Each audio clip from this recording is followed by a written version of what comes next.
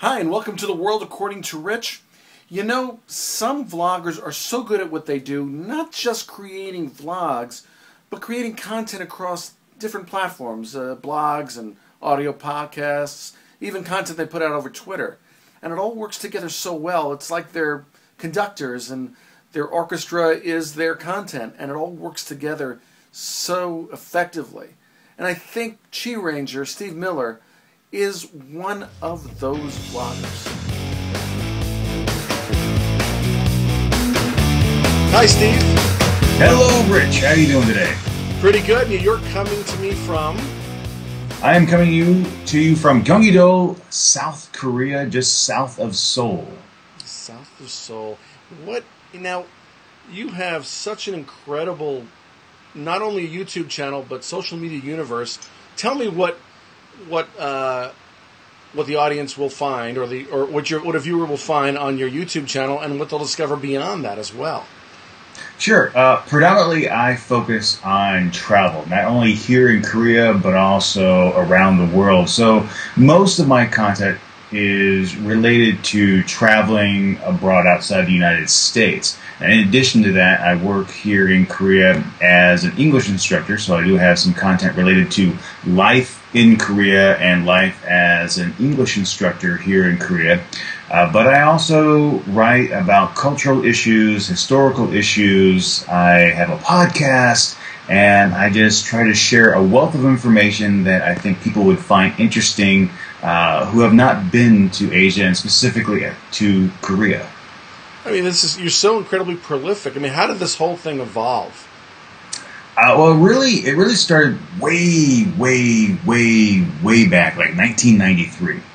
I had my first computer, had a 1200 baud modem, and I had a cousin who was a professor in Arkansas, and we would shoot emails back and forth. And then as computers became better equipped to handle internet traffic, some other family members, my mother, we all had email. So I started writing daily messages to a big list, and that was like the first start of the blog.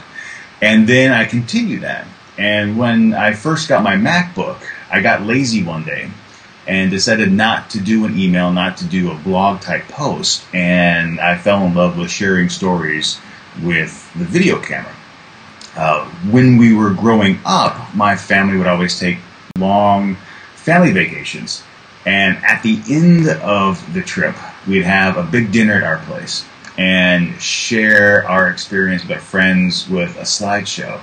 So I took that as well, and that's how I got into the travel kind of sharing mode when I go to some places and create a video about a destination to share it with people who have not been there before.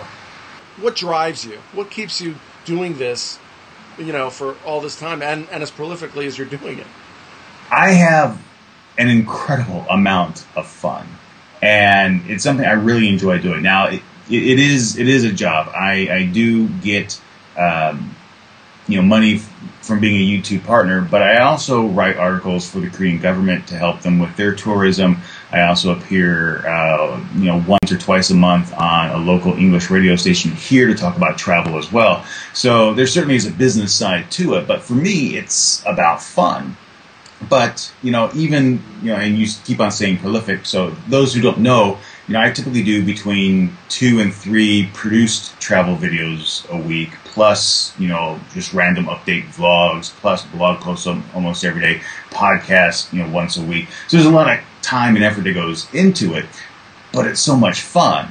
But, there is a downtime as well. So this past weekend, we went on a lovely excursion to Sorak Mountain, to Sorak National Park. And I didn't take the camera. It was just time for me to recharge my batteries and enjoy, because it was just fun to get away and actually be the tourist for change rather than actually going out and producing content.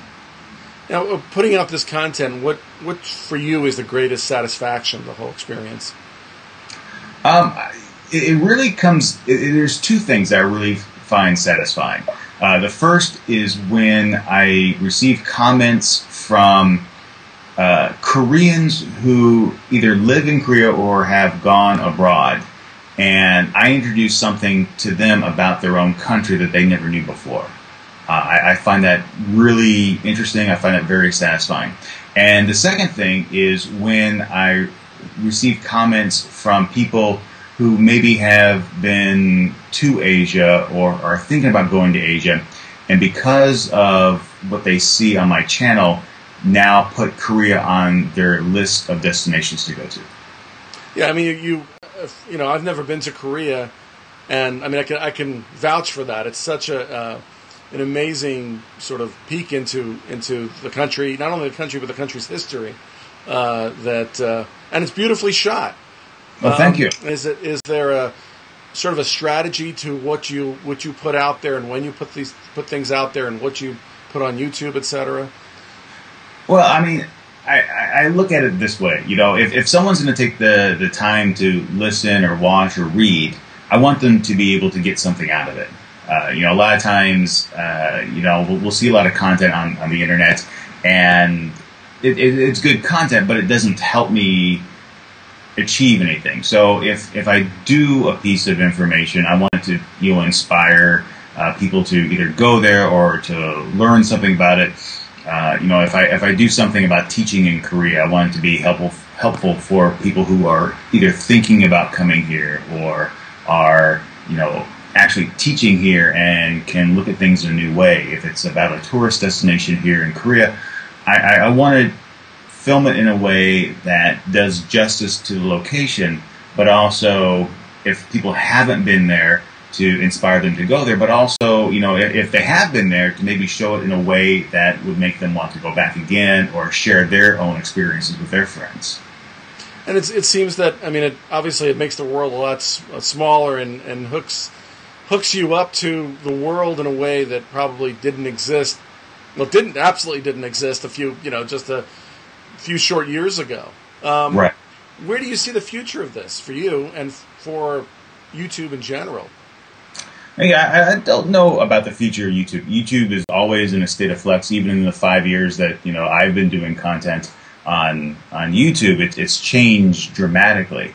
Now, in terms of what I like doing is, you know, YouTube is certainly the delivery mechanism, but I enjoy partnering with tour companies and, you know, government tourism organizations to help them spread their message, because, you know, there's so much out there to, you know, share with a lot of people, that when you use, say, YouTube as the delivery mechanism, it's the #2 search engine, so a lot of people go there looking for content, but then when you tap into, you know, say like KTO, the Korea Tourism Organizations, or the, you know, the Ministry of Sports, Culture, and Tourism, to use their distribution network as well, and then different tour companies, there's a lot of ways to present content to certain niches.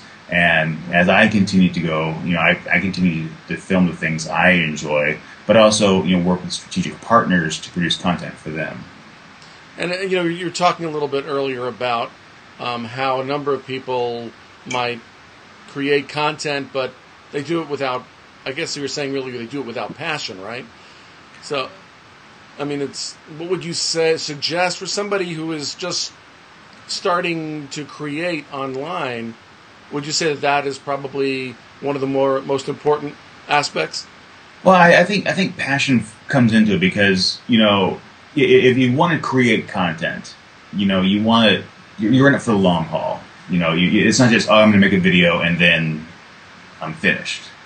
You know, if you're going to be a content creator, it means you have either a project in mind that is so many episodes, or you're going to do it for a year or something like that. So you have to have the passion for that. But I think more importantly is you need to create content that you want to watch. So if you produce something and you can't even sit through it, then chances are no one else is going to be able to sit through it either.